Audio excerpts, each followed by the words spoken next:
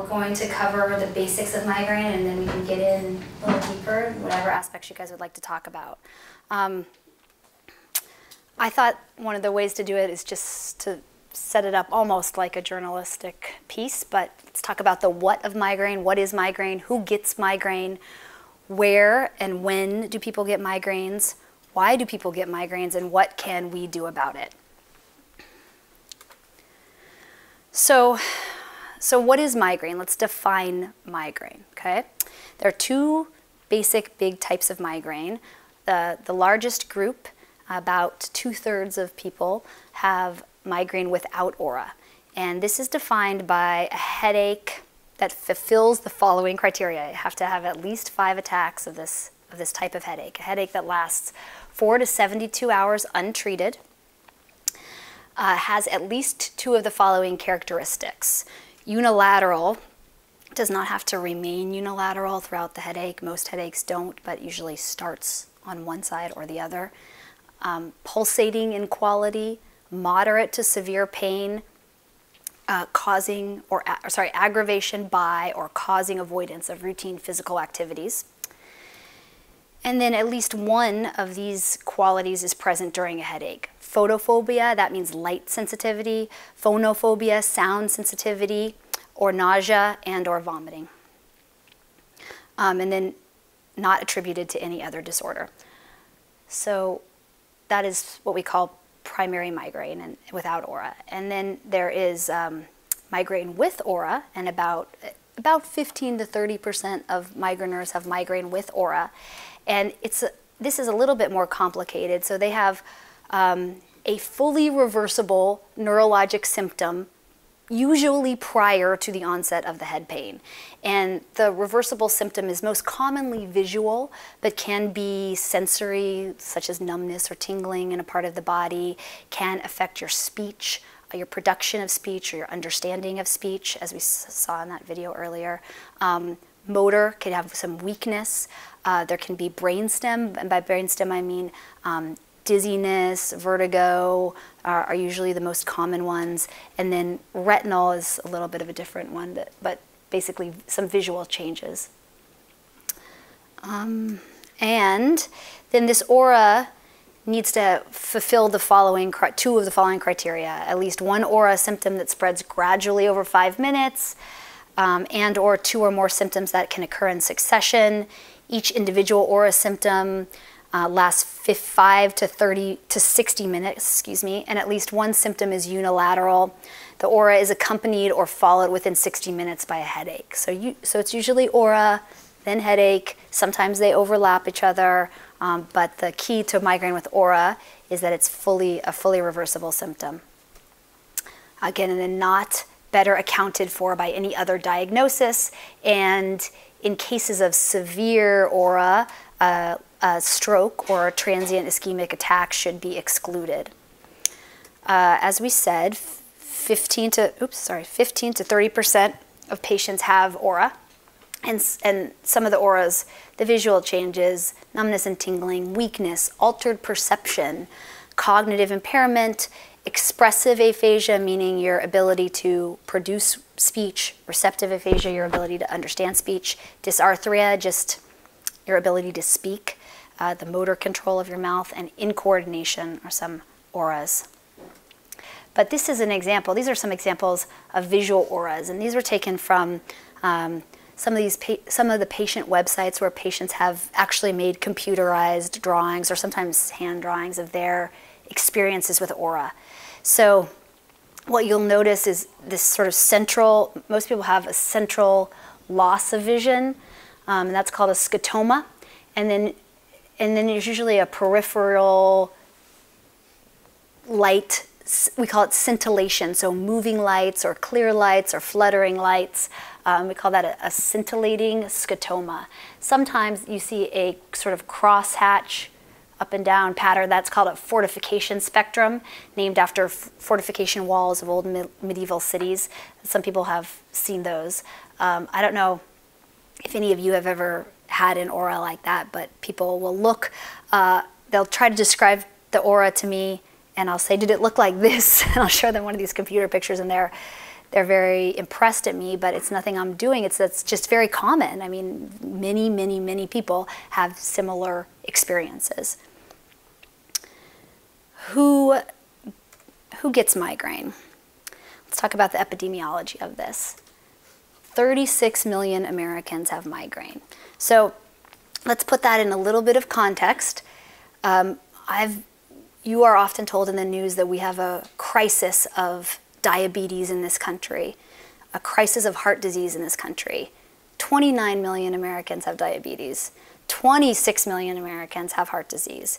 20 million Americans have cancer. So migraine beats them all. Migraine is by far one of the biggest health issues that Americans contend with. Now, it affects people to different degrees. The average lifetime prevalence of migraine is 18%. So all Americans, 18% of all Americans will have a migraine in their lifetime. The estimated average prevalence in the past year is 13%. So in the past year, 13% of all Americans had a migraine. Prevalence in children and adolescents annually is 7.7%. No, sorry, in your entire childhood, 7.7% of all children and adolescents will have a migraine.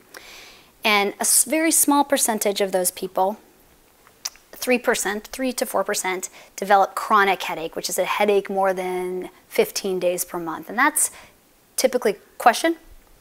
Yeah. Can we ask questions? Sure, that's okay. Okay, this 29 million or 36 million, was this diagnosed by meeting your criteria or anybody in private care? So the way we got to the number of 36 million is the question. And the way we got there was by a very large mail out, obviously not to 36 million people, but a very large mail out that has gone out over the past about 15 years at intervals to Americans. And by looking at the proportion of those people that fill out that survey and then send it back, they've been able to duplicate it. But it also fits with international studies. So internationally, about 15% of any given population has migraines. Okay, so, and 3% of the general population have chronic severe headaches. That's typically what we see here at Stanford is the severe headaches. This is more common in females, 2 to 3 females for every 1 male. And again, this is consistent across countries. And the risk for this change in female preponderance for headaches emerges at puberty. Females having a 1.5-fold greater risk of headaches at puberty and a 1.7-fold greater risk of migraine than male children and adolescents. And that extends until about menopause. I think we'll talk about that a little bit later. So breaking it down to how this divides out, about the majority of patients have 1 to 4 severe headaches a month. 63% of migraineurs have 1 to 4 severe headaches attacks per month. Sometimes that is not enough to bring you to the doctor. Sometimes it is. 10% of patients have more than 4 severe, and 3 to 4 have chronic. The course of migraine can vary over your lifetime. So we used to think that it was more of a curve like this, but in that headaches emerge in puberty, continue in women during their childbearing years, and sort of taper off in menopause. But what we have noticed is that there's a lot of individual variability. So while that is true on a large scale, the average migraineur will have years where they have very active migraines and years where they have very quiescent migraines. And that doesn't seem to follow any one pattern, but seems to be very different depending on the migraineur for reasons we don't really understand. Overall, we see it diminishing as after the age of 50, and we think that in women and in men also. But in women, we specifically think it's tied to menopause, and we see this diminishment unless women are on estrogen replacement therapy, in which case we don't see the diminishment of migraines around menopause as readily as we would if they were not on estrogen. The age of onset, so when you first get your first migraine, psychosocial stressors, psychiatric comorbidities, may be related to a less favorable outcome. So I think the thing that holds the most scientific rigor in most studies is this early age of onset. So kids getting headaches 5 years old, 3 years old, you know, those are the people that are going to go on to usually develop more severe forms of headache as they go on through life. There is a genetic component to migraine, and it's something that we are still trying to figure out. We sort of noticed this way back a long time ago. Green in 1977 put out a paper that said that 60% of migraineurs had a positive family history, 53% had a mother who had migraine, 17% had a father who had migraine. They went on to do successive studies looking at a particular type of migraine called familial hemiplegic migraine. So this is a migraine that runs in families where you have an aura of weakness on one side of your body prior to the onset of the headache. And they were able to find genes, several genes linked to the familial hemiplegic type 1, type 2, and type 3. And so that got people very excited in migraine, saying, well, if we found these candidate genes, maybe there are more genes that we can locate. We've also noticed that in certain diseases, and these are complicated medical diseases like CADASIL, which stands for cerebral autosomal dominant arteriopathy. I'm looking at my notes to make sure I don't mess it up, with subcortical infarcts and leukoencephalopathy. Big word, right? But these are very complex neurological diseases, but we've noticed that with those diseases, there's a very profound migrainous component. So these are patients that have strokes and a migraine, and there's been genes that are linked to those diseases. And in the last 5 to 10 years, they've started doing studies called GWAS studies. And this is genome-wide association studies, where they search the genome for small variations in single nucleotide polymorphisms, or SNPs, that occur more frequently in people with a particular problem as compared to the average population. And looking at all those thousands of SNPs, hundreds of thousands of SNPs, studies have been able to find about 13 susceptible genes. So we've been able to kind of narrow it down to 13 gene candidates. And there are groups all over the world that are looking at these genes and trying to understand if we could design treatments to better focus on these genes, if we can develop tests for migraineurs to get a blood test and see if they have those genes. That's not ready for prime time yet, but it is very interesting finding that genetic link. All right, so let's move along to try to understand what is migraine, okay? We'll go through this a couple different ways, and then we can go back to it if it doesn't exactly make sense. But I think of migraine as a brain state of altered excitability, capable of activating the trigeminovascular system in genetically susceptible individuals, okay? So normally you have excitatory and inhibitory processes going on in your brain at all times, and they work together to kind of keep the brain in balance. And what happens in migraine is that this gets out of balance. We get some disruption in this homeostasis, and that activates the trigeminovascular system in genetically susceptible individuals, and the result of the activation of that system is pain in the head. How is that system, what is the trigeminovascular system? How is it activated? We're going to talk about that. There's probably 2 big ways that this is activated. Number 1 is aura. Aura, we're going to talk about what it is, but basically aura is a depression of neuronal function. And aura can trigger this migrainous process. The other thing that probably can trigger this process is exogenous triggers or even endogenous triggers. For example, changes in estrogen, changes in barometric pressure, changes in your schedule, change in general, disruption to your homeostasis can trigger this altered excitability of the brain. And as migraineurs, you've probably all noticed that there's that you all have triggers, some sort of disruption, and it's usually a change. It's usually something that was different than the normal routine. So let's take aura, because aura, let's go back to this migraine with aura, and let's look at this a little bit more closely. So actually, we're going to go here. What happens when you have an aura is you have a wave of inhibition that spreads across your brain. Usually starts in the back and spreads forward. And that's why visual changes, because the back is the visual cortex of the brain, that's why visual aura is most common. So it usually starts in the back and spreads forward.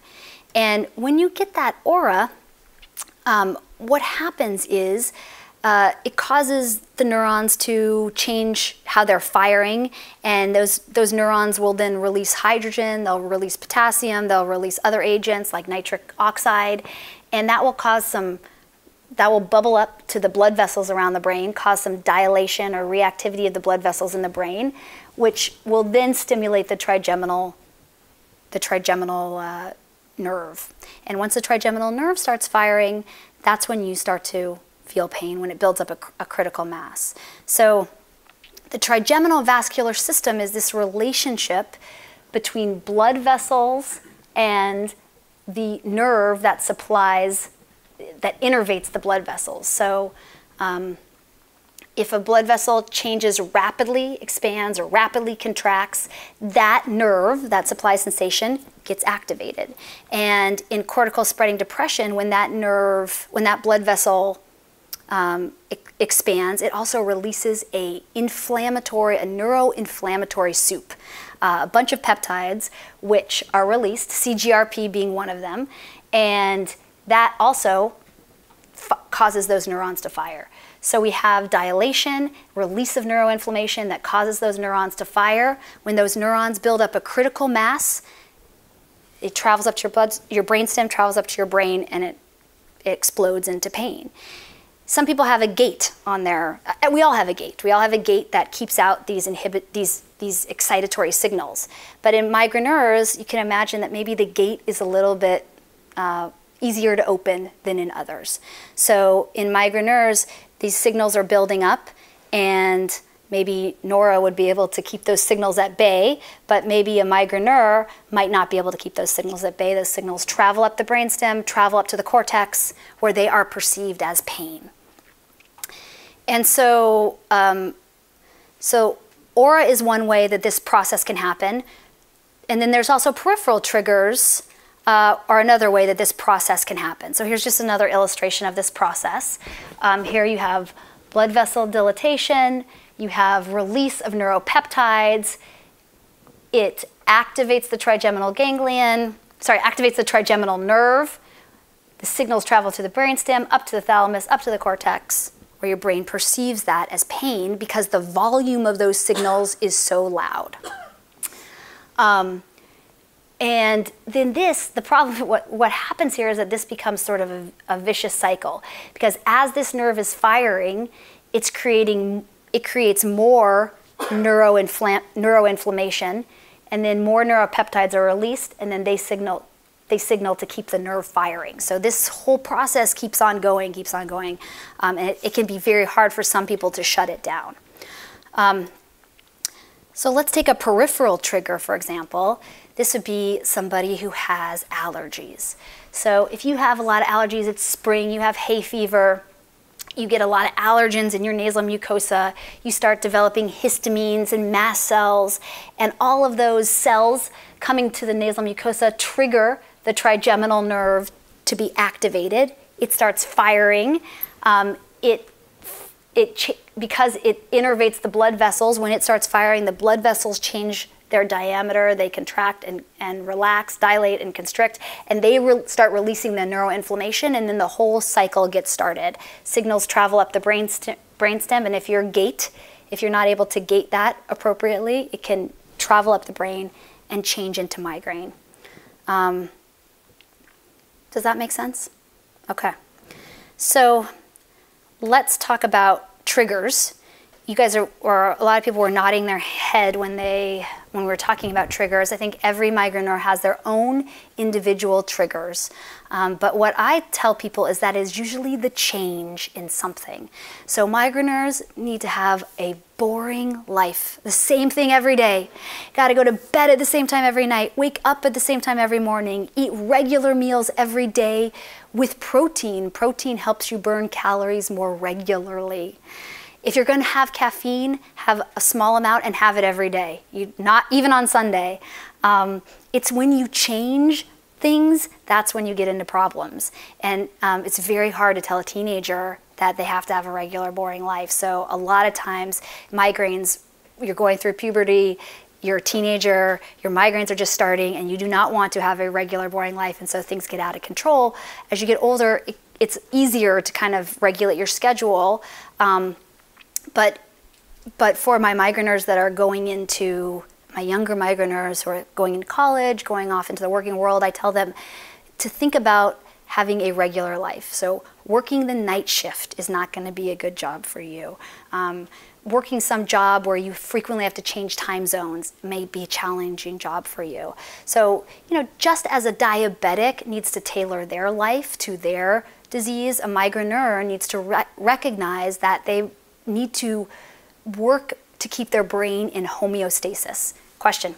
Have they done any personality typing for migraineurs? Have they done any personality typing for migraineurs? No, it's not like a type A, like heart attacks, or kind of a type A personality. Why is only trigeminal is the only one that is being, Why is the trigeminal nerve? Well, the trigeminal nerve is the nerve that is responsible for most of the the innervation, the sensory innervation of the head and the brain. The brain is not innervated. There's no sensory nerves on the brain, but it's the meninges, the covering of the brain, that is innervated by nerves. And then the head and the face is all trigeminal, with the exception of sort of the back right here, and a few parts in the ear are innervated by a couple other different nerves. So it's primarily the trigeminal nerve. Now there is a parasympathetic nerve bundle called the Sphenopalantine ganglion that is linked in to the process. And the parasympathetic ganglion is what controls just like sympathetic ganglion, your lacrimation, your mucus, your sweating. And so that is tied in because many migraineurs have tearing. They find that they get very congested here. Sometimes their eyes get red and irritated. And so that nerve bundle is also playing a role. And we'll talk a little bit later about that because that's sort of a target of some of the newer treatments for migraine. All right, so again, I like this volume signal because this is sort of like the volume gets turned up in migraine, and it is very hard for the migraineur to turn it back down again. Let me finish this slide and then we'll go to your question. Just to cap off this why. Aura is caused by this cortical spreading depression. The cortical spreading depression may cause activation of the trigeminal vascular system, and that leads to a brain state of altered excitability in genetically susceptible individuals. And then the pain is caused by the activation of the trigeminal vascular system. Question. My husband has the migraines. So and it started with visual aura. Now it's olfactory. Is that normal, and is olfactory more uncommon? So the question is olfactory more common? Visual aura is the most common type of aura. Olfactory aura is much less common, but there are many different types of aura. And I think and so it doesn't concern me if aura changes. Aura can certainly change throughout a life course. But let's hold off. Nora's telling me that she wants to do the talk first, and then we'll go to questions afterwards, if that's okay with you guys. Okay, so sometimes migraineurs notice that they get a little warning. They might not get an aura, but they do have what we call premonitory symptoms, and these precede the headache by about 24 hours. These are subtle, but the reason why they might be important for the migraineur is to note when you might be more susceptible to migraine. So if you should notice these symptoms, irritability, lethargy, yawning, neck stiffness, food cravings or aversions, changes in your bowel or your bladder, a lot of women sometimes experience this premenstrually as well, so a lot of similar symptoms. But those might be times when you might be more susceptible to migraine. So it might be interesting to check in and note sort of how you feel in the days before your migraine. Sometimes you have to do it retrospectively, but sometimes you can catch yourself. And the thought is that maybe this is some sort of abnormal neural activity that may prime the brain for migraine. And then post-migraine, most people feel terrible or different for a little bit of time. That can be a day or two. They feel like they don't have the pain quite as much, but there's an after effect, an aftershock. And that's probably the result of this sort of hyper-excitability of the brain, or a bombardment of the cortical neurons. So the neurons in your brain are being hit by these signals coming from the trigeminal nerve again and again and again, and they're tired, they're overworked, they're exhausted, and you're experiencing that as well. Many people during the migraine and sometimes after will have sensory sensitivity. So that's why we always ask about light sensitivity and sound sensitivity, but there are other types of sensory sensitivity that migraineurs experience. Movement sensitivity, so turning too quickly might feel strange. Neck stiffness, a lot of neck pain, blurry vision, lightheadedness, vertigo, so feeling that the room is spinning. And allodynia. Allodynia means that if you just touch something normally, it's painful. And a lot of times people feel that around their hair. They're brushing their hair, they're washing their hair, brushing their teeth. It's normal activities, but it feels painful. And sometimes we talked a little bit about this. This is the input of the parasympathetic system and sympathetic system in the head. But these autonomic signs. So you have tearing, irritation of your eyes, we call that conjunctival injection, ptosis, so sometimes your eyelids kind of come down a little lower, one will, itching eyes, nasal congestion, runny nose, that's rhinorrhea, ear fullness, facial flushing, very rarely agitation. That's not a typical characteristic of migraine. Agitation and restlessness, those would be, if you told me that you felt that way during your headache, I would wonder if migraine was the right diagnosis. Because migraineurs really like to go into a dark room. I mean, it's like they need sensory deprivation. They need to go into a dark room and lie down. And going to sleep seems to help the brain get a hold, put that gate back in place, get that gate locked up again, and kind of combat that incoming signals.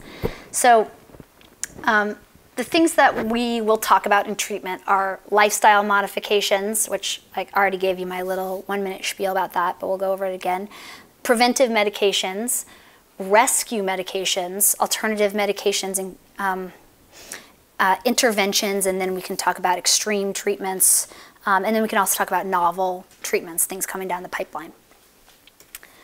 So the primary treatments are sort of making sure that your lifestyle is optimized. And of course, nobody can live in a stress-free environment. Wouldn't that be nice if we didn't have any pressure, any stress ever, but that's just not possible. So what we do encourage patients to do is to work on stress management techniques, because stress seems to be such a common trigger. And it's actually not the stress itself, but it's the relief from the stress. So it's after the test is over. It's after I give this talk tonight. It's after, a big event. The letdown is what usually triggers a migraine. So it's managing that, and there's many different techniques that psychologists use to help people manage their stress. We call that putting more tools in the toolbox. Decreased caffeine intake, and so I do not think you have to stop all caffeine. I appreciate the beauty of caffeine, but what I do think you need to do is keep it at a low dose and keep it constant. So I say 1 to 2 caffeinated beverages a day. And I would much prefer you to have caffeine than to have sugar, because caffeine will kind of slowly take you up and then kind of slowly bring you down. Sugar is like, you know, it brings you up and then pops you down. So again, keeping things in mind about the delta, we want to try to keep things as even as possible. So if you're a caffeine drinker, I say have your caffeine at the same time every day. You know, make it constant. Dietary trigger management, I put this on the list not to tell you to do it, but to tell you that you can make yourself crazy by doing it. So to do it with moderation. So the things that we know cause migraine are sulfites. Sulfites are in all types of wine, but more specifically in red wine and champagne. Nitrates and nitrites, which are in a lot of processed foods. And sorry, sulfates and sulfites are also in dried fruit, right? All those dried fruit things. Nitrates and nitrites, and MSG. Those are the big ones, okay? If you can avoid those, you're doing really, really well. Now, every now and then somebody tells me that they heard like ripe avocado or this kind of cheese or whatever, and like, I just think it's very individual, and if you want to go through every single food and try to figure it out, you can do it, but I think you can also make yourself crazy doing that. So I would say to try to stay away from the big three, and then try to eat a non-processed diet. When you look on the back of a food in the grocery store and there are ingredients that you do not recognize, try not to put those in your body. I can't tell you if those will cause a headache or not. There has not been a study done on them. But if they're chemicals, you know, they might be more likely than, say, chicken, baked chicken or something like that. So a whole non-processed diet is probably the best advice I can give you. Exercise is very hard to do when you have a migraine, but it is important to do it because it makes you feel good, and because it can be helpful to help your brain kind of operate, get back into that homeostasis.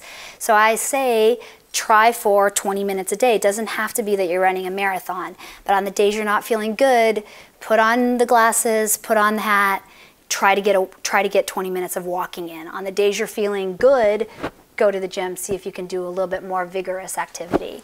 Try to keep yourself in your schedule, even if it's not the best day. If it's a really bad day, that might be an exception, but the exercise sort of should be a constant in your life and will help you feel better and will help your brain idle better and run better. And then regular sleep.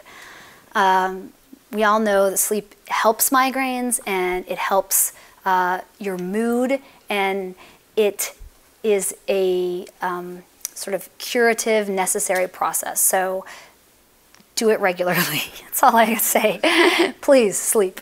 And it's a very common, another very common headache that I see here in the Bay Area is I'm doing my startup company right now, and I have to stay up till 4 o'clock in the morning programming all night long, and then I have to get up at 6 o'clock to have a meeting. And people think that they can live like that infinitely, but you cannot. We all need to sleep. Even in Silicon Valley, we all need to sleep.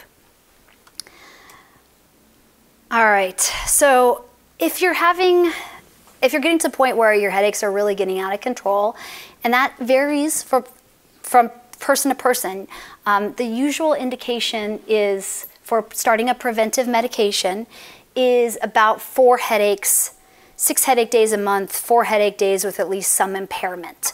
That being said, you know, I would consider, depending on the debilitation of your headache, starting it earlier if that was something that the patient was interested in. One hemiplegic migraine a month is too many, in my opinion. So you have to kind of tailor it to the patient and the patient's needs. Prevention should definitely be considered if you're having 4 or 5 migraine days per month with normal functioning, 2 to 3 migraine days per month with some impairment, 2 migraine days with severe impairment. If you're having less than 4 headache days a month with no impairment, you can take a Tylenol or a Triptan and it will go away rather quickly. you probably don't need to take a triptan, or sorry, a preventive medication. Sometimes we would do preventive medication if we have a known trigger. So every time you have a period, or every time you try to do an intensive aerobic activity, sexual activity, those can frequently trigger migraines. So sometimes we will do preventive medication or even a rescue medication prior. We'll use a rescue medication as a preventive. Take it prior to the known trigger to prevent the headache. We do that a lot for flying, for people who know they get a headache on the airplane. We can try that. So when we start a preventive medication, and we'll go over some of the preventive medications, it can be quite frustrating for the patient because they just want to find the right medication and just be done with the headaches. And there's a lot of dissatisfaction on the patient's part about having to wait so long and go so slow as we're going up on the medications. The reason why we go slow is because sometimes medications can have side effects, and these are all neuromodulating medications, meaning they all cross the blood-brain barrier, they all interact with the central nervous system, and sometimes that can cause some side effects. It can cause dizziness, it can cause fatigue, it can cause cognitive issues, and if we go slower, your body can get adjusted to that more readily. So that's why we go slow. They also take time. These are modulating, the way that neurons are firing. These are modulating channels, and we can't determine its efficacy in a week. So we sometimes have to wait 6 weeks or 2 months, and that can be quite frustrating. What we really try to encourage you to do is to avoid medications that may aggravate migraine. And so a lot of times people say, getting into the cycle where I'm using an Excedrin every day.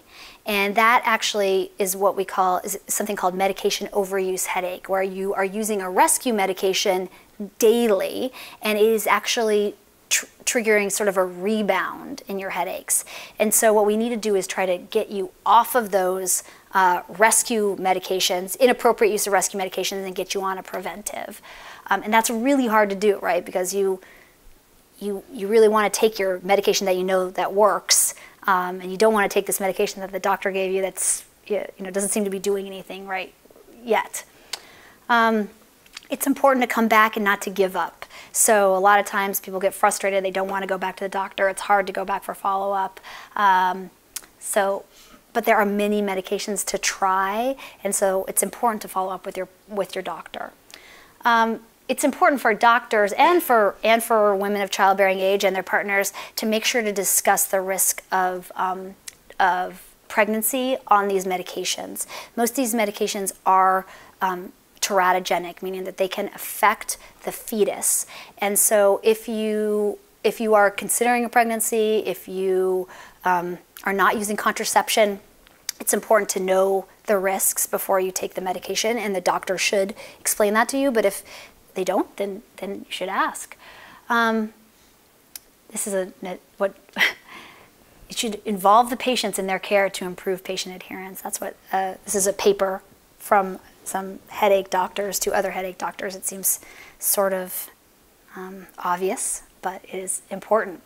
And you should choose a drug based on efficacy. So based on efficacy, patient's preferences, headache profile, the drug side effect, and the presence or absence of coexisting comorbid conditions. So what we try to do is give you a medication that will also be helpful maybe for something else going on in your life. If you are depressed, we try to choose a medication that might come from one of the families, one of the antidepressant families.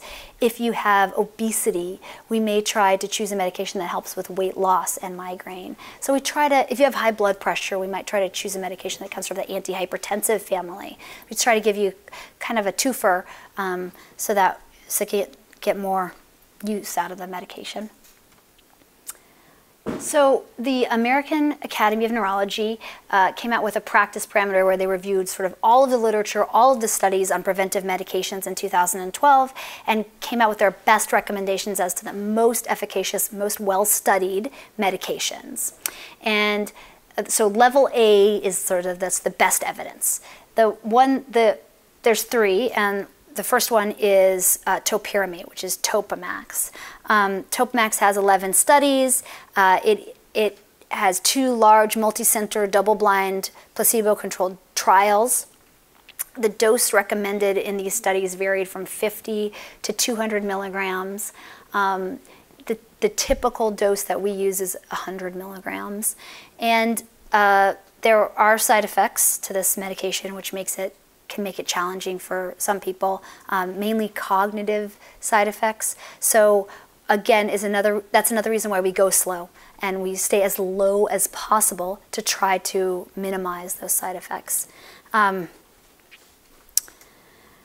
Depakote, this is valproic acid, is another one, and that's an older medication called Depakote. It has 6 randomized controlled trials. This is a very good medication for migraine. It has some problems in that it can be a very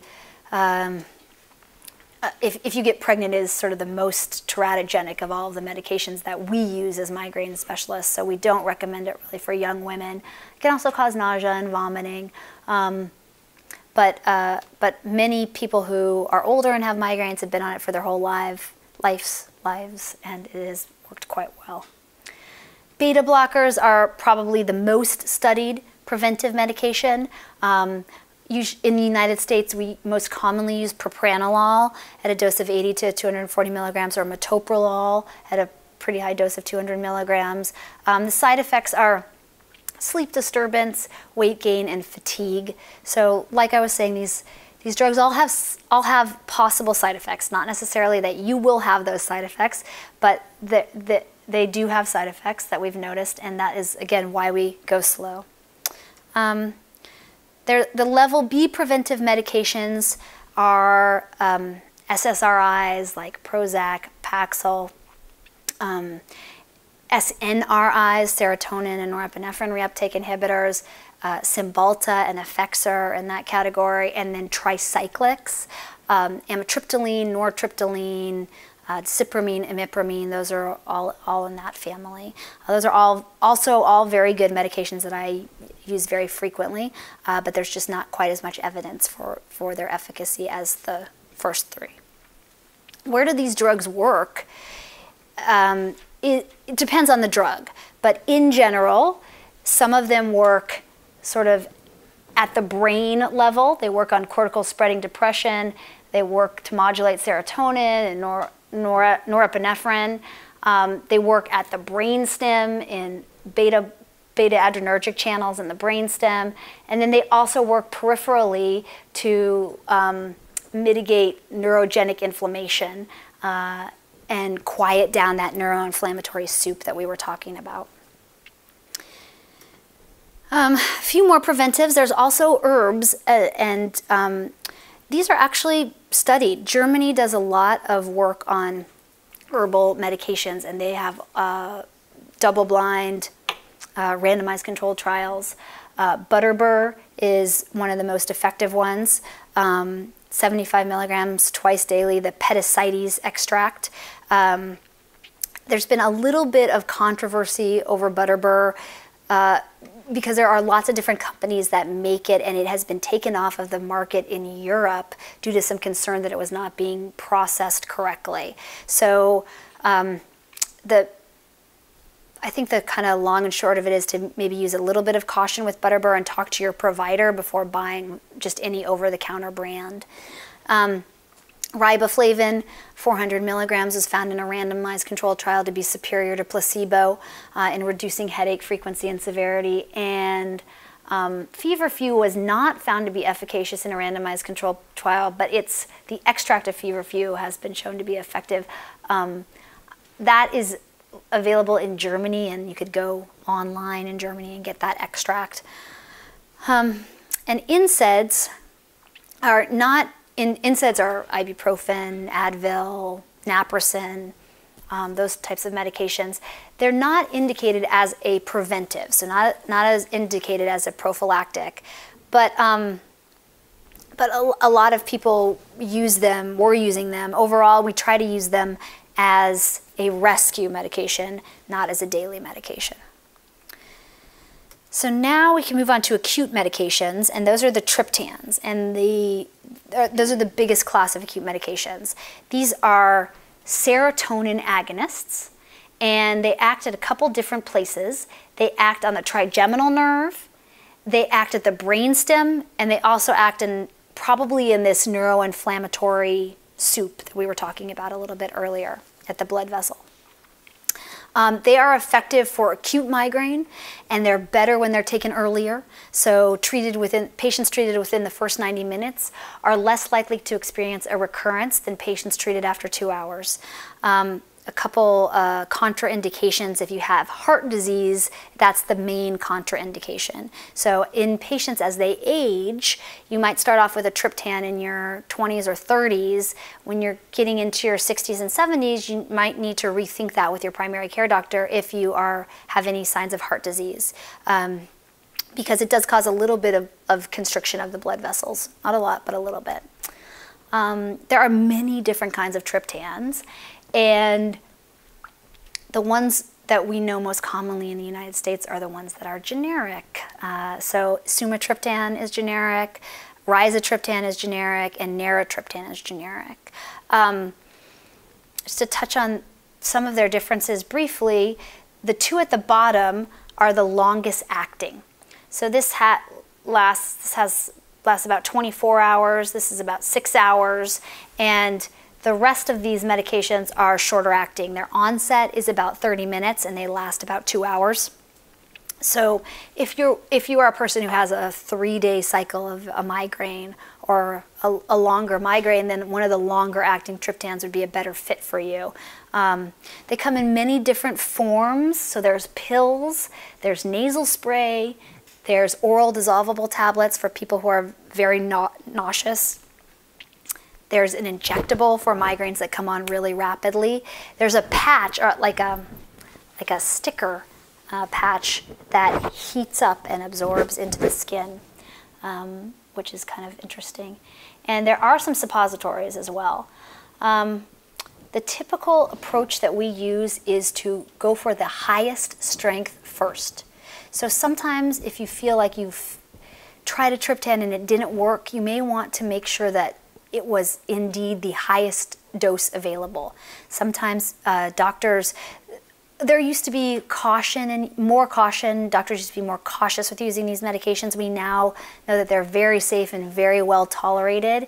And so sometimes I'll come across a doctor that gave a patient 25 milligrams of Imitrex and it didn't work. And so the patient thinks, well, I failed Imitrex, it doesn't work. But they did not try the full dose, the 100 milligrams. So I always start at the full dose unless there's some very significant reason why, like heart disease, we just talked about, or a pediatric patient. Other acute medications are ergots. So ergots are an older class of medications that are very good for migraine, but highly nauseating. So we give them in an IV or an intranasal form, and we give them with anti-nausea medication so that they're tolerated. Orally, it's almost never tolerated. There was an inhaled version that was trying to get FDA approval, but it has not gotten FDA approval. So we usually give DHE in the hospital or in our infusion center, and Migrainol is given intranasally. NSAIDs can be good acute medications. So the oral ones, naproxen, aspirin, diclofenac, and then there's also they've been shown to be superior. And acetaminophen, aspirin, caffeine is also effective as well. Acetaminophen, aspirin, and caffeine is a combination that's basically available anywhere in the world. It comes in many different names. I have many patients from all over the world that bring me a bottle that has a different brand name. But it seems to be sort of an age-old recipe for migraines. Cambia is a newer medication on the market. It is powdered diclofenac that's in about you mix it up with about 2 cc's of water, and it's sort of effervescent like Alka-Seltzer, and you drink it. And because it is not enteric coated, so it doesn't have a coating like a typical NSAIDs. It gets to higher levels in your blood system more rapidly, and so many migraineurs find it more efficacious than the typical NSAID pills. And Sprix is an intranasal ketorolac or Toradol, so you spray it up your nose, and it's also really helpful for patients, again, who can't take the oral NSAIDs. Butalbital is a very common rescue med that is not well liked by many doctors, but very well liked by many patients. It's called Fioricet or Fiorinol, and the only place you can get it is in the United States because it's off the market in every other country of the world because it is so addictive and because it causes rebound headache if you're using it more than 5 days a month. The chances that you're going to worsen your headaches, promote your headaches, is very high. So we really try to encourage our patients to stop using their butalbital and try to encourage other doctors to stop writing it. Sometimes it's unavoidable. There's certain reasons why they need to be on that medication, but we really try to discourage it. Antiemetics, IV dopamine antagonists, so IV Phenergan, IV Reglan, IV Compazine, and oral can be very good for migraine. You might think they're just good for the nausea, but there are also studies showing that they are very good just for the pain as well. And it may be because they are sleep promoting, so they help you get to sleep, which can be very challenging when you have a migraine. But it does seem that just in and of itself, the antiemetics, the dopamine antagonists, are helpful for migraine. The other antiemetics, the serotonin receptor antagonists like Zofran is probably the more popular one that you guys may know. They have not been shown to be as effective for migraine, and in some patients, they actually promote migraines. So just something to think about if you have an antiemetic at home. Opiates are not good for migraine. So again, they should be used very sparingly for rescue therapy. Most neurologists do not prescribe any opiates for migraine, and the reason is because there's very good evidence that, again, opiates promote migraine. So using opiates more than 8 to 10 days per month can cause a rebound headache, can increase your risk of transforming from episodic migraine to chronic migraine. And some of you may have had this experience where you're getting opiates for a surgery. You had a knee surgery or hip surgery. You're on Vicodin, and all of a sudden you have the worst headache in the world. It actually seems to encourage headaches in a lot of migraineurs. So getting off those opiates as quickly as possible is really important for the majority of migraineurs. Alternative therapies. You know, there are many, and I say more tools in your toolbox. If they work, great. You know, I think that I have patients, there's studies supporting all of them, and all of them show as effective. I think if you find something that works for you, that resonates with you, go for it. It's not going to stop all your migraines. You know, migraine is a chronic condition that we have to manage, but if there's one or two of these tricks that are helpful for you, that's fantastic. You know, that's, again, another tool in your toolbox. Okay, so let's move on to some more sort of bigger guns. When we get into a situation where we have migraineurs who have headaches more than 15 days a month, chronic migraine, we offer them something called, and they've tried and failed preventive medications or some preventive medications. We offer them Botox for migraine.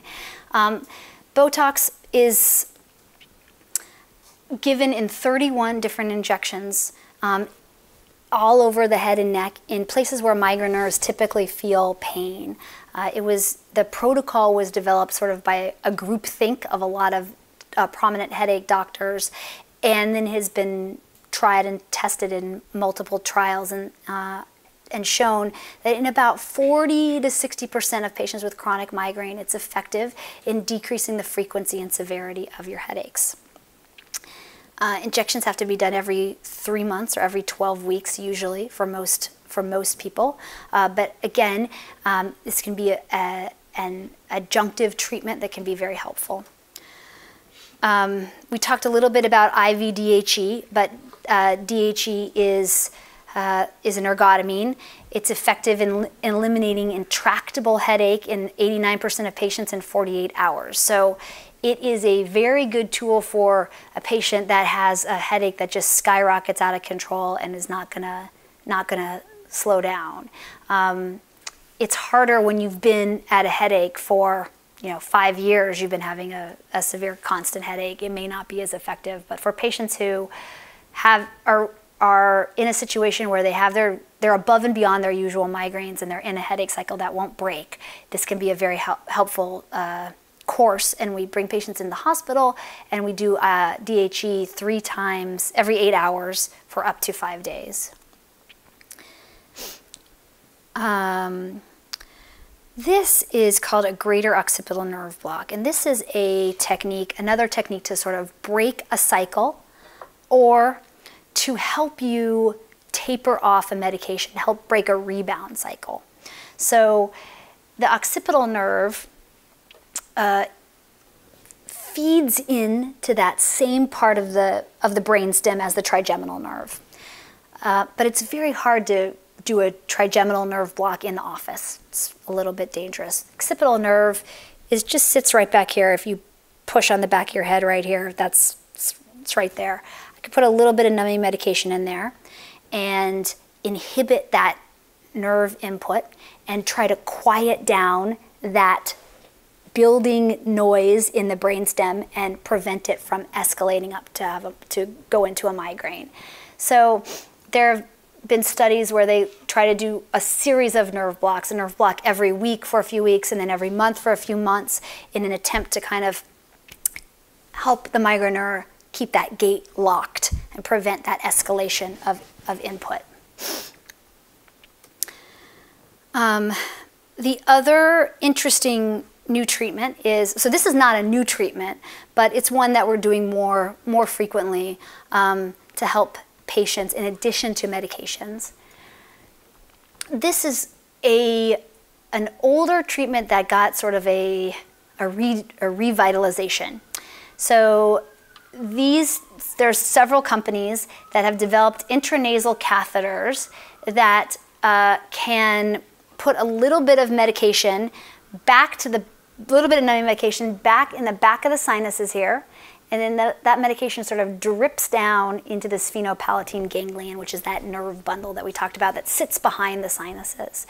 And what it offers is a little bit of turning the volume down on your pain, especially if your pain has a lot of autonomic or facial features. And again, this is one of those things that we do repetitively. So we would do it every week for a few weeks and then every month for a few months while we're doing medications and improving lifestyle to try to get a hold on the migraines.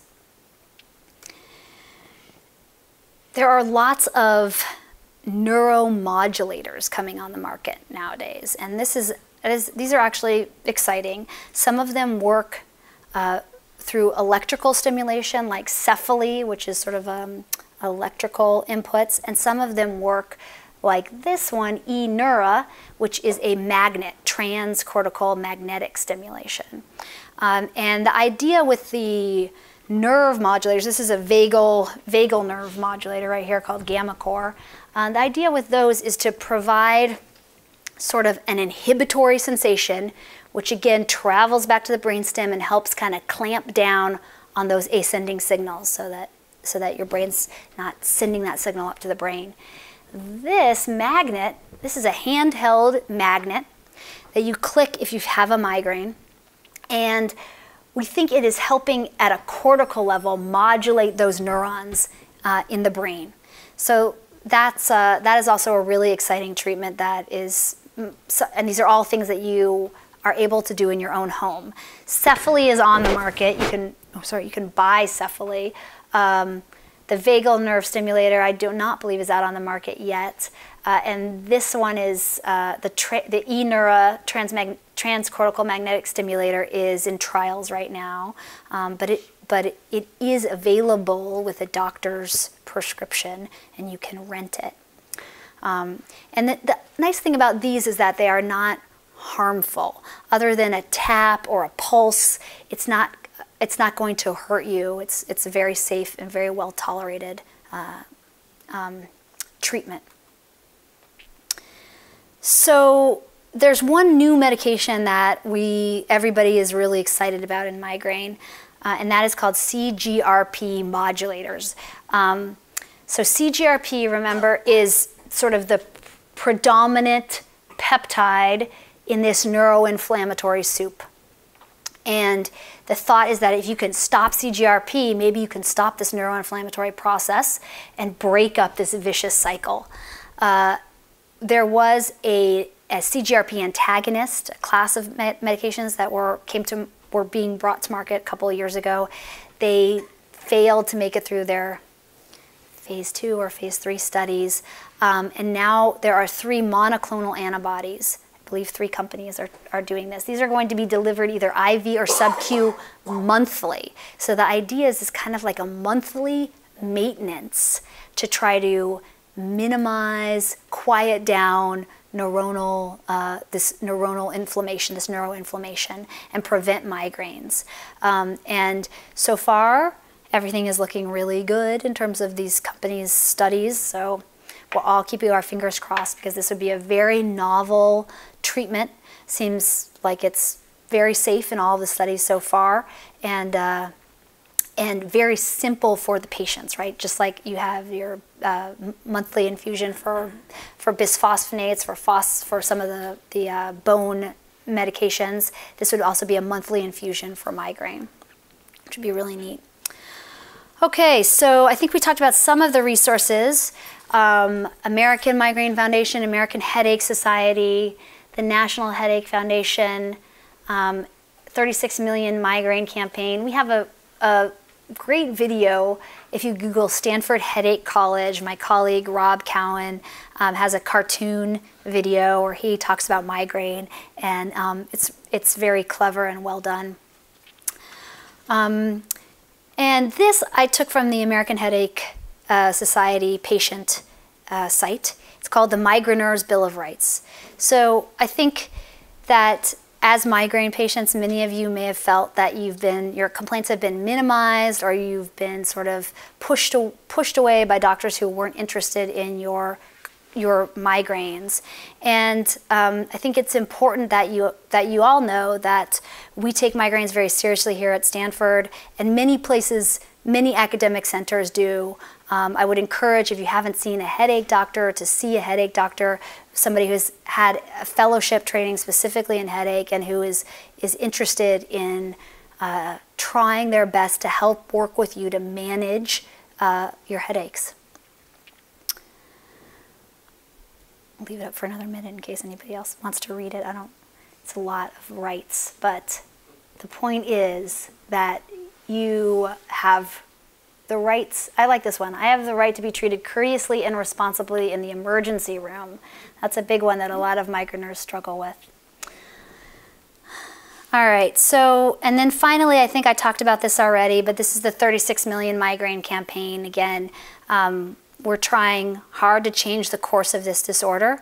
And if you happen to have any donations just lying around and want to give to this campaign, I think it's a really good resource.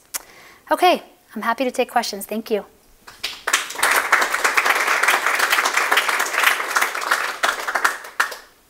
Yes. Oh, sorry. What do you next? I know you mentioned the hormone with women. In men, is a hormone issue considered or no? Yes, it is. It's just not as well. Oh, sorry. I'll repeat the question. The question is, in women, we know that estrogen and the changes in estrogen, the fluctuations in estrogen seem very closely tied to migraines. In men, is there a hormone issue as well? There probably is. It is not as well studied or parsed out as in women. So I do not regularly check testosterone levels, with the exception of my patients who are on chronic opiates. And we know in chronic opiates that really alters testosterone levels, which makes you feel lousy in general. the lower testosterone levels. So oftentimes as I'm weaning my male patients off of opiates, I'll also be supplementing with testosterone until they can get their testosterone levels back to normal. What about aura symptoms without any headache? Right. What about aura symptoms without any headache? So I do think it happens a lot, and a lot of migraineurs describe that, where they don't fully go into migraine. And so when you think about it, you're probably having the cortical spreading depression, like we talked about, and the trigeminal vascular system is activated, but for some reason you're able to gate that. You're able to stop that system from mounting an assault on your brain. And what factors allow you to gate it sometimes and not gate it other times, I don't know the answer.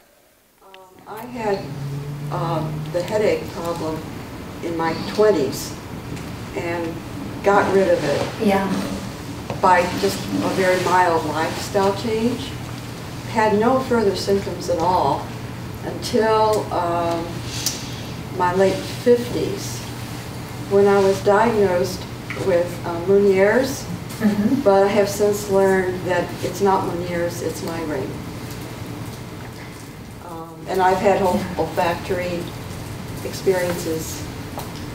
So I hear that a lot, actually, that women, and I think as people age, sometimes they can have different neurological symptoms. They'll go to the doctor, they'll be worked up for a stroke, they're told they're not having a stroke, and it's attributed to migraine. And so we think, like we talked about earlier, migraine changes throughout life, and the typical experience is that the attacks are very severe and profound when you're young. When you get older, they may become either less severe but more chronic, or just less severe. And then when you reach another point in life, a little bit older, they may just have you may have different neurological symptoms without the headache at all. And that can sometimes be mistaken for stroke. And why those three phases occur, I'm not exactly sure. I'll have a question in the back. Sure, you may have mentioned this or not, but is there any association between motion sickness and migraine, especially? Well, is there any association between motion sickness and migraine? I think that there is a paper saying that patients who have motion sickness are at an increased risk for migraine. I think that many migraineurs have motion sensitivity in general. It's one of the top sort of sensory features that migraineurs have. So I would suspect yes. About like children that come in and they have a lot of motion sickness, you can tell them that they're more at risk of developing migraine in older age. You could. So the question is, if a child comes in and they're having a lot of motion sickness, do you tell their mother that they're going to at risk for developing migraine? Right. So, you know, I sort of think that there's a couple risk factors for childhood. There's abdominal migraines, which are sort of severe stomach aches that are not really attributed to any mechanical issue. There is motion sickness. There's brain freeze, that feeling that you've had if you go Slurpee really quick, and then there's a. Brain freeze. Maybe. I'm not sure what the actual mechanism is of that. Post-stress, post-event migraine. That's how I started with mine at 5. At 5. After the circus. After the ice capades. Yeah. Oh, really? So there's a couple markers. I think there's a phenomenon called alternating hemiplegia of childhood, where they have alternating weakness that's really not attributed to any other cause. So there's a couple things that physicians see that makes them say, well, they might be a little bit more vulnerable to migraines. Whether you go on and decide to tell the parents that they might get migraines, I'm going to leave that to your judgment. I probably would not worry the parent at that point in time. Yes. I'm in the software world, so I'm curious what software tools you use in your department to help your patients either determine their triggers or manage their treatment to see which drugs work or not, or what kind of tools you're using right now to help that along. So the question is, what kind of tools are we using to help that along? And Mostly software. mostly software. So I wish I had that PowerPoint with us. We use something called CHOIR, which is Collaborative Health Outcomes Measurement, some sort of outcomes measurement that was developed at Stanford by Sean Mackey. And the idea is to understand all pain using numerous different measures, not only your pain score. So we ask about sleep, we ask about depression, we ask about anxiety, we ask about physical function, ask about anger, social isolation. We really try to assess a patient from sort of all of the factors that pain reaches into, because pain is not only a number. Pain can really change your life. And so we assess a patient using those, they're called the PROMIS measures developed by the NIH, and we assess them through that. Then we also look at, if the patient wants to use an app to keep track of their migraines, that there are many, many apps, and I don't endorse any one particular app, but some patients find them useful. Trigger trackers, headache trackers. I try to focus more on the functionality of the patient, because you can spend a lot of time getting caught up in the minutia of your headache. And so the first question I try to ask my patient is, how many good days did you have this month, and what did you do with those good days, right? Because we want to get into what you do with the headache, but we want to focus on the positive also.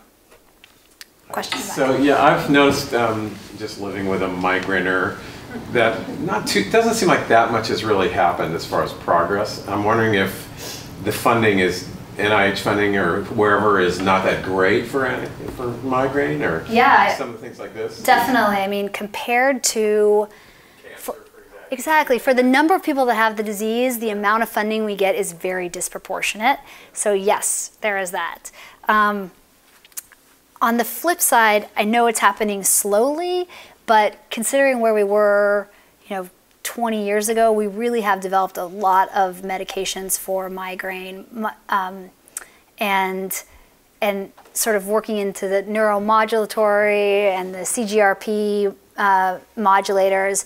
I do think it's an exciting time to have a migraine, because I think there's more hope on the front. So hang on. I think it's going to keep on getting better. You gave an example of somebody that was able to prevent, or is able to preempt, a migraine attack before flying by taking the acute medication in advance. So are you suggesting that is there perhaps research that indicates that if by some means you have a migraine forecast, in some way or shape or form, that if you take acute medication in advance, that perhaps you can preempt and bypass the migraine whatsoever?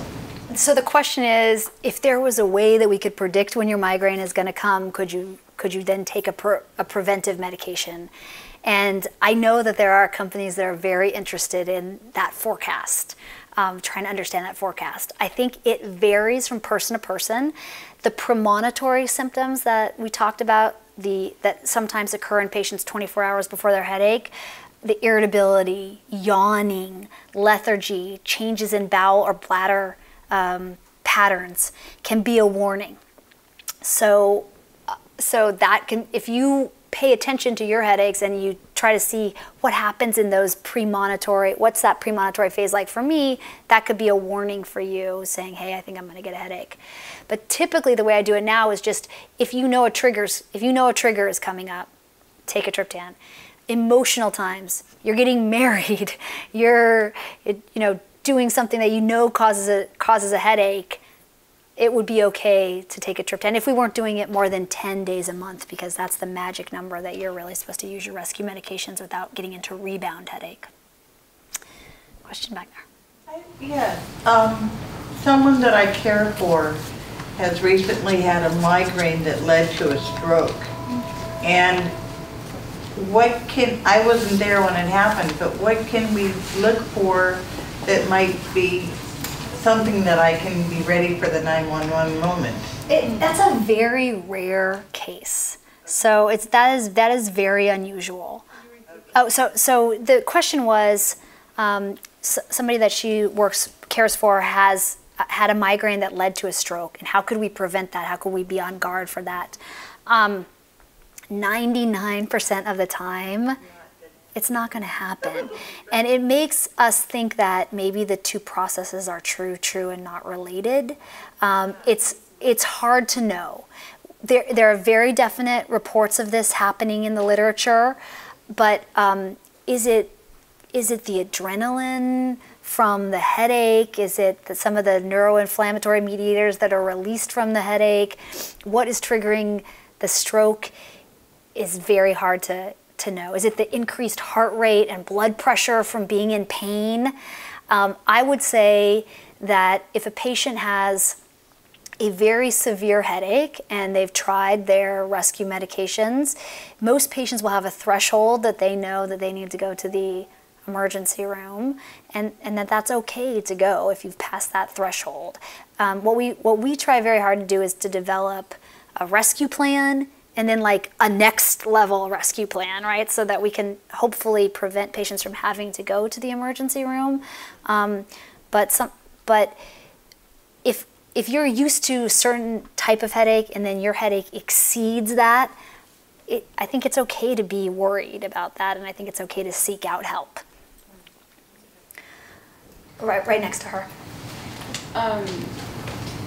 I get a lot of barometric headaches, and I notice the first thing I notice when I'm getting a barometric headache is the sinus issue. And so I'm wondering if one of the sprays or the inner sinus, if you know if those are more effective for the barometric headaches, because those I can't predict. Yeah. And then the other question is, I get a migraine every time for PMS. There's no debate there. And so should I take a Triptan when I start feeling PMS, just preventatively? So two questions. The question is there anything to do about barometric pressure headaches, and specifically intranasal medications? I've never seen a study on that, but I think it's a very interesting question. A lot of people feel barometric pressure changes in their sinuses because sinuses are sort of closed cavities. The only thing I know to tell you about barometric pressure is that the place in the United States where the barometric pressure changes the least is Hawaii. So there you go, if you're looking for a place to move. And I think that the intranasal medications might be worth a try, certainly, for that. And the other part of the question was about the PMS. So there are some treatment strategies for menstrual migraine, and they can involve estrogen manipulation. So and they can involve SSRIs, just like premenstrual dysphoria. So taking an SSRI in the week before, the week that you feel PMS is a possibility. If you notice that your migraine starts within a day or two of actually getting your period, then usually what we try to do is consider triptans if you're still within your monthly allotment of triptans. So if you can tell me that I can use the triptans the 5 days of my PMS, and then I'll only use them another 5 days a month, then that would be okay. But if you can't, then we might need to consider playing around with estrogen via patch or oral pills, or considering an SSRI for the PMS week. Yes? Is there any extra significance to a migraine that wakes you up in the middle of the night? Like you go to bed feeling fine and then you wake up with this just splitting headache? The only thing I really think about with that is sleep apnea and making sure that you are getting enough oxygen to your brain at nighttime. So for patients that wake up with headaches or patients that have morning headaches, predominant morning headaches, we really sort of try to investigate your sleep patterns. I think you had a question. Yeah, you used the adjective vagal one time. Is the vagus nerve involved with migraine? I'm blessed right now. At age 75, I don't have them anymore. Yeah. But when I was in my 50s, I was devastated at least once or twice a month, every month. Really? And once I retired at about 60. That was another blessing. And I haven't had any problems since. So the question is the vagal nerve play, how does the vagal nerve play into migraine? So the vagal nerve supplies sensation to the infratemporal part of the head, the meninges and the skull.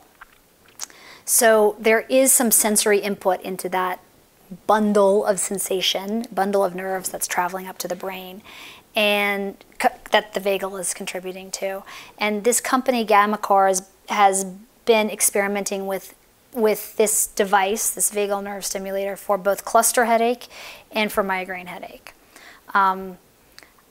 I don't exactly know the proposed mechanism, and I don't think they know the proposed mechanism because I've looked at their slides and it's sort of like vague and there's like some arrows going up somewhere. So I don't think it's really known, but I think they know that it works in a certain subset of people, and it is a non-invasive treatment. So that's where they're going with that. Okay, I think we have time for maybe, Nora says no more. One more. Nora says one more. How about all the way in the back? You talked about an abdominal migraine. Yeah. How do you explain that from your slides earlier, explaining the flow? So in the brainstem, when you get migraine, you have light sensitivity, sound sensitivity, nausea, and vomiting. That nausea and vomiting is coming from an area in the brainstem. And that is why we try to give treatments that, like for nausea and vomiting, that target the brainstem. So Phenergan, Compazine, Reglan, they cross the blood-brain barrier, they act at the brainstem. So in abdominal migraine, we speculate that it is coming from the brain stem itself. The symptoms are coming from the brain stem and not from the stomach. So the GI doctors will have a good look over, say, you know, everything seems to be fine. Maybe peristalsis is a little bit slow, meaning the movement of food is a little bit slow, because that can also be controlled by the brain. The brain-stomach connection is a little bit tricky because the stomach has its own nervous system, but there is a lot of input from the brain into the stomach. So there is another subset of abdominal migraine called cyclic vomiting syndrome, where people will continue to vomit for hours at a time for no apparent reason, and they'll go through a whole GI workup in it. And the treatment for it is a tricyclic, which is a medication that, you know, modulates the brain, crosses the blood-brain barrier and acts at the brain. Thank you guys. I'm here to answer a few more questions up here afterwards.